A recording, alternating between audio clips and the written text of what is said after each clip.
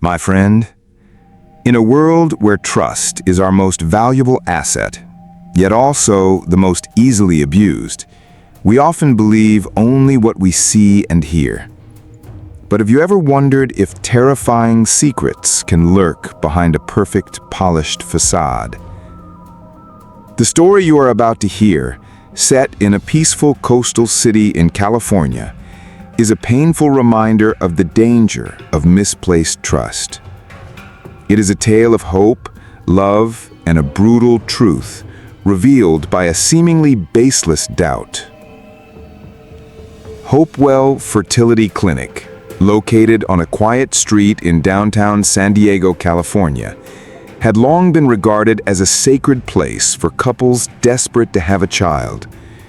From the outside, it was just a simple, white, three-story building. But inside, the air was always thick with hope. The walls of the waiting room, instead of being adorned with sterile medical posters, were covered with photos of chubby, healthy babies and heartfelt, handwritten thank you letters from grateful parents. Amidst the smiles of these infants was a portrait of Dr. Edward Thompson, the clinic's founder and soul. He had a gentle smile, a high forehead, and sharp, intelligent eyes that exuded the demeanor of a virtuous and knowledgeable man. To hundreds of families, he was not just a doctor, he was a savior, a miracle worker, with the power to grant them the gift of life. One morning in mid-May 2018, in that very hopeful space, sat Michael Harrison and his wife, Sarah Harrison. Michael was 30, and Sarah 24. They had been married for 4 years, their relationship was strong, and they were financially comfortable. Yet one thing was missing from their perfect life: a child. They had visited many large hospitals in the state and beyond, but doctors had concluded that both were perfectly healthy. The cause of their infertility was an unexplained mystery. The yearning for a child's laughter grew stronger each day, becoming an invisible pressure that weighed heavily on the young couple, especially as they faced constant questions and prodding from both families. When a friend told them about Dr. Thompson and his legendary success stories, they sought him out as their last hope. The doctor greeted them with a warm and compassionate demeanor. He meticulously reviewed their old test results and asked detailed questions about their health and lifestyle. After a consultation, he looked at Sarah, the young woman with a lovely, gentle face, and said confidently, "There is a way." The issue is a unique physiological trait in the wife that makes natural conception difficult. However, I have a specialized, in-depth procedure that has proven very effective, especially for younger patients like you. Many similar cases have been successful at this clinic. Hearing this, Michael and Sarah felt as though they had found a lifeline. They were overjoyed. Dr. Thompson further explained that the treatment would involve several steps, the most important of which he called the direct hormonal stimulation and balancing procedure. During this step, Sarah would be given a mild sedative to help her body, especially her uterine muscles, relax completely, creating the best conditions for the intervention. He emphasized that this procedure required absolute sterility and high concentration, so the husband would have to wait in the outer room. With absolute trust in the doctor's reputation and professionalism, the Harrisons agreed to the treatment plan without a moment's hesitation. Sarah recalled the day of the procedure. She was led into a small, sterile room. After a nurse gave her an injection in her arm, she quickly felt drowsy and drifted into a shallow, fitful sleep. Everything around her felt blurry and surreal. When she woke, she was a bit dizzy and tired. Dr. Thompson explained that this was a normal side effect of the sedative and that she would feel better after some rest. And then, a miracle truly happened. Just 2 months after the treatment, Sarah joyfully announced she was pregnant. 9 months and 10 days later, a chubby, healthy baby boy was born to the overwhelming happiness of both families. The baby was named William. The Harrisons brought generous gifts to thank Dr. Thompson and made sure to recommend the miracle doctor to other infertile couples they knew. Within 3 years, the reputation of the Hopewell Clinic soared, and Dr. Thompson had successfully treated over 100 couples, bringing joy to hundreds of families. Time passed, and little William grew more intelligent and lovable with each passing day. He was the center of his family, the pride of his father, Michael. But when William was about 2 years old, a vague doubt, a question Michael was too afraid to voice to anyone, began to grow within him. The boy, his son, didn't have a single feature that resembled him. William had big, double-lidded eyes, a high, straight nose, and fair skin. In contrast, everyone in Michael's family, from his grandparents and parents to his siblings, had angular faces, hooked noses, and sharp eyes characteristic of their lineage. At first, he dismissed it as a random genetic quirk, thinking the boy might favor someone on his wife's side. But then the teasing from friends and the unintentional remarks from relatives like, "William doesn't look like his dad at all, does he? He must take after his mom completely." Or, "Looks like you're raising a cuckoo, Michael," cut into his heart like invisible knives. That nagging doubt was like a poisonous snake, slowly gnawing at his sanity. He became irritable and began to scrutinize his wife. He loved his son, but every time he looked at the boy's face, that question resurfaced and tormented him. He began to suspect his wife, the woman he had always trusted to be pure and faithful. Had she been unfaithful? But he couldn't find any evidence. Sarah was a devoted family woman. When she wasn't teaching, she was at home caring for her husband and son, with no suspicious relationships. Finally, unable to bear the torment any longer, he decided he had to find the truth, no matter how painful that might be. He secretly took a few strands of William's hair while he was sleeping and a clipping of his own fingernail. He lied to his wife, saying he was going on a business trip to New York for a few days, and drove his Ford F-150 alone to a reputable DNA testing center. He had to wait for the results for nearly a week, the longest week of his life, filled with anxiety and trepidation, both hoping he was wrong and fearing facing the truth. And then the day came. He received a carefully sealed envelope, his hands trembling as he opened it.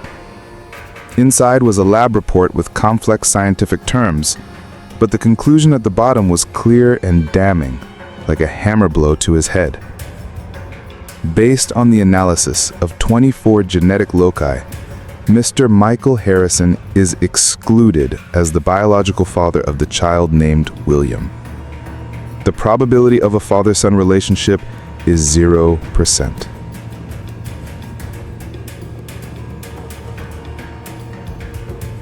Michael's entire world collapsed before his eyes. The report in his hand suddenly felt heavy, pulling him down into an abyss of pain, fury, and humiliation. He was numbed, betrayed, deceived.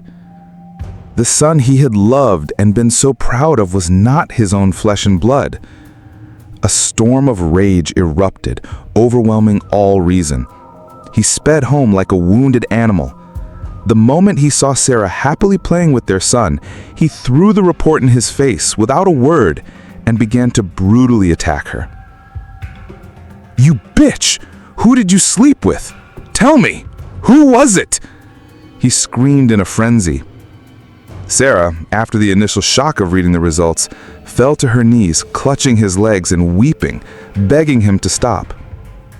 She insisted she was innocent, that since she married him, she had never crossed the line with any other man. "I swear to you, I've done nothing wrong. I've only ever had you.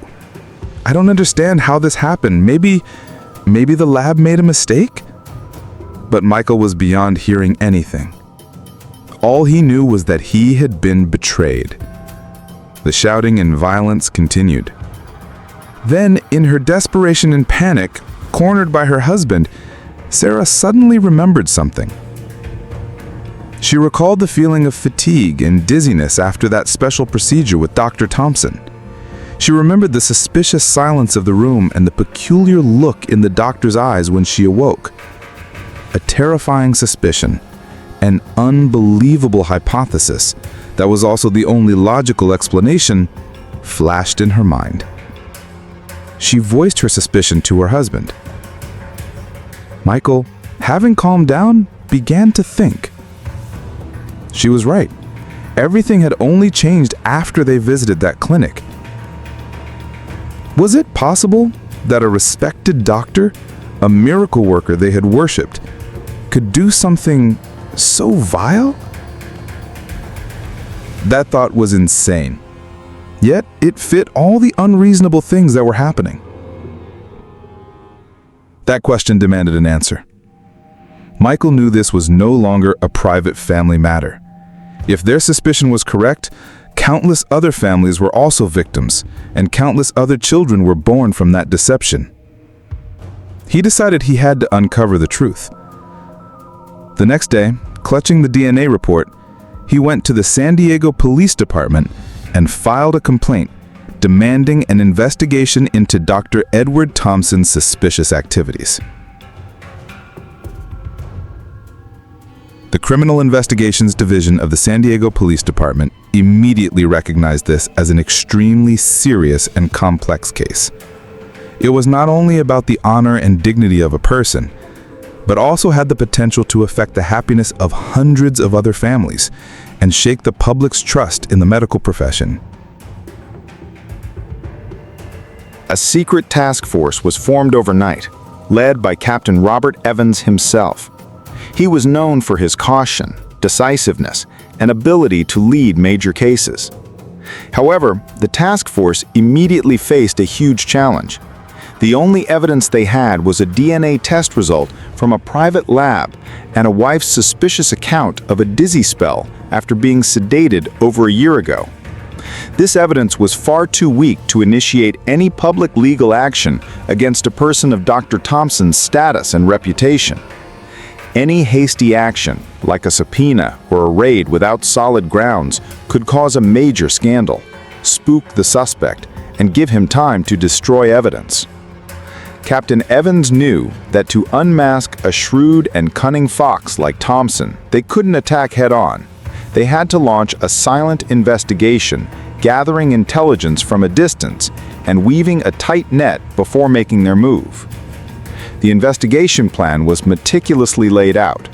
Detectives were divided into multiple teams. The first team was tasked with gathering all public and non-public information about Dr. Thompson, from his background and career history to his social connections and financial situation. The second team's mission was to cross-reference the list of all couples who had successful treatments at the Hopewell Clinic, paying special attention to women under the age of 25, similar to Sarah's case. The third team, the most crucial and dangerous one, was given a special mission: to place a female detective undercover at the clinic, posing as a patient to get inside and gather evidence. The results from the first team's investigation showed that Edward Thompson had an almost perfect facade. He was 52 years old, highly qualified, had a happy family, his wife was also a doctor, and their children were successful. Financially, he was very wealthy, owning multiple properties, but there were no signs of illegal gains. He was regarded by colleagues and patients as a kind, virtuous, and dedicated professional. A man like this seemed incapable of being a sick, depraved pervert. The results from the second team were more alarming. Within 3 years, a total of 112 couples had a child after treatment at the Hopewell Clinic. Of those, 86 cases involved women under the age of 25, and all of them had undergone the special procedure. This was an abnormal ratio, a coincidence that was too suspicious. But all of this was still just speculation. The task force needed direct, undeniable evidence. This responsibility fell on the shoulders of Detective Lieutenant Sarah Peterson, a young, beautiful, but extremely intelligent, sharp, and psychologically strong female detective. She was assigned to pose as a patient with a male detective playing her husband to go to Dr. Thompson's clinic. The plan was meticulously prepared. Peterson and her partner, posing as the Williams, a young couple with a small business, married for 3 years with no children, sought out the Hopewell Clinic. They carried a fake medical file prepared by police medical experts that showed their condition was identical to the Harrisons. Dr. Thompson received them with his usual warm, professional demeanor. After reviewing the file and examining Peterson, he gave the exact same diagnosis. The wife has a unique physiological trait, but since she's young, under 25, she is a perfect candidate for my specialized procedure.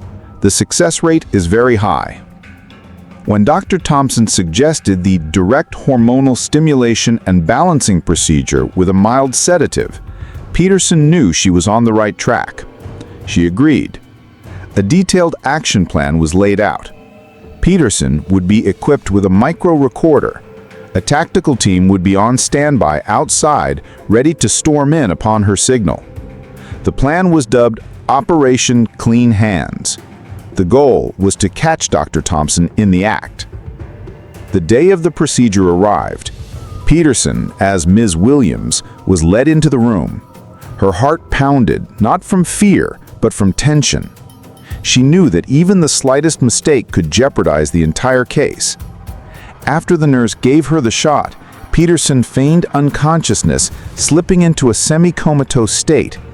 She controlled her breathing and relaxed her body, but her ears and mind were fully alert, straining to listen. She heard Dr. Thompson's footsteps approach. She heard the nurse leave the room and the sound of the door closing. Her heart was in her throat. This was it, the decisive moment. But nothing happened. Dr. Thompson simply performed a few routine, gentle, and professional examinations. About 15 minutes later, he called the nurse back, ended the procedure, and left the room. Peterson was incredibly disappointed and confused. Why didn't he act? Did he suspect something? Or was the task force's hypothesis wrong? Analyzing the situation, the task force realized they had underestimated Edward Thompson's cunning. He was a seasoned fox. Maybe he had sensed something unusual about this new couple. Or maybe he only acted when he felt completely safe and had thoroughly vetted the patient. Operation Clean Hands had failed. This failure put the task force in a difficult position. They had almost run out of leads. The culprit was right in front of them, but he was shielded by a perfect facade. Time was running out, and if they didn't find evidence soon, there could be more victims.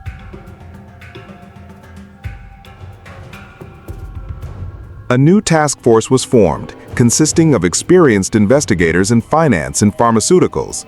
Their mission was to audit all financial activities and drug supplies of the Hopewell Clinic over the past 3 years. This was an incredibly meticulous and tedious job. They had to work with tax agencies and pharmaceutical distributors who would supply drugs to Thompson's clinic. With legitimate professional reasons and cooperation from other government agencies, they collected hundreds of invoices, receipts, and inventory records. After weeks of drowning in paperwork, a young investigator discovered a massive anomaly. In the list of drugs purchased by the Hopewell Clinic, a powerful sedative, propofol, had been bought in an enormous quantity. By their calculations, the amount of propofol Thompson had purchased over the past 3 years was enough to deeply sedate thousands of people, an utterly illogical number for a small, private fertility clinic where the use of strong sedatives should be very limited and strictly regulated. Moreover, the purchase records showed that the drug was bought regularly every month, and surged at times when the number of young female patients was highest. This was the ace in the hole the task force had been looking for. This was a piece of physical evidence, a medical violation that couldn't be denied. The misuse and large-scale purchase of sedatives were enough to constitute a serious legal offense. With this evidence in hand, along with the initial complaint from the Harrison family, Captain Evans had a solid legal basis to proceed. He took the entire case file directly to the district attorney's office in San Diego. After reviewing the evidence, especially the abnormal propofol invoices, the district attorney's office approved an emergency search warrant for the entire Hopewell Clinic and Dr. Edward Thompson's private residence. The search warrant gave investigators the authority to seize all patient records, accounting books, computers, and any suspicious medications. The silent investigation had come to an end. The final net had been cast. The next morning, a large police force descended upon the Hopewell Clinic. Edward Thompson, in the middle of his workday, wearing a pristine white lab coat, was caught completely off guard. He couldn't believe that the police had a search warrant for his workplace. His usual calm, confident demeanor finally disappeared, replaced by undisguised panic and fear. The search was conducted meticulously. All records, patient files, ledgers, and computer devices were sealed and seized. Meanwhile, at Thompson's home, another team conducted a search. All electronic devices were immediately sent to the cybercrime unit. And this time, with a legal warrant in hand, they had every right to analyze them. They faced Thompson's complexly encrypted computer, but with direct access to the hardware, the task was made easier. After 2 days of non-stop work, they broke through the final layer of encryption, and what they found inside stunned everyone. An Excel spreadsheet file named Research and Protocol Optimization. Inside was a detailed list of the 86 female patients under the age of 25 whom he had given the specialized treatment. Each name was noted with a special code, the date of the procedure, and a column titled Result. In the Result column, he had written terms like "and high potential for development." This was not a patient file. It was a list of conquests, a diary of his crimes disguised with chilling sophistication. It clearly revealed a sick mind, a God complex, in which the perpetrator gave himself the power to grant life and dictate the fate of others. While this document was not direct evidence of sexual assault, it was undeniable proof of Thompson's intent and his deliberate classification of patients. It was the key to unlocking the door to the truth. But to indict Thompson, the task force needed more. They needed at least one more victim besides Sarah who was willing to come forward. Based on the list of his crimes, they filtered a few of the most likely cases. These were women whose husbands were often away on business trips or those with unique circumstances. They decided to approach one case, Jane Collins, 23, with a son who was nearly 2 years old. Jane's husband, a civil engineer, was often away for months on projects, returning home only occasionally. The investigators approached Jane with extreme care and caution. They didn't mention the case directly, but simply introduced themselves as local police officers conducting a routine community survey. Gradually, they steered the conversation toward her son, praising his looks and intelligence, and then asked a casual question. "He doesn't look much like his dad, does he? He must take after his mom completely." The seemingly innocent remark struck a chord of doubt that her own husband had been silently holding. After the conversation, the investigators left their contact information, telling her to reach out if she ever needed help. A few days later, Jane's husband, after a difficult conversation with his wife, called the task force himself. He said he had had his own suspicions for a long time and now wanted a definitive answer. He agreed to cooperate with the police and undergo a secret DNA test. The results, once again, revealed a painful truth. He was not the biological father of the boy. With 2 formal complaints, 2 undeniable DNA test results, and most importantly, the recovered research and protocol optimization document, the task force had enough evidence to unmask the respected doctor. An emergency arrest warrant for Edward Thompson was executed. At the police station, the interrogation with Edward Thompson was a true battle of wits. He was an intelligent, educated, and incredibly arrogant man. He denied all accusations, claiming it was a smear campaign, a conspiracy to ruin his reputation. He explained that his patient classification was merely for scientific research. But when Captain Evans placed 2 DNA test results on the table from 2 unrelated men whose wives had been treated by him, both showing they were not the biological fathers, along with the clearly printed seed planted successfully document, Edward Thompson knew the show was over. He didn't shout or panic.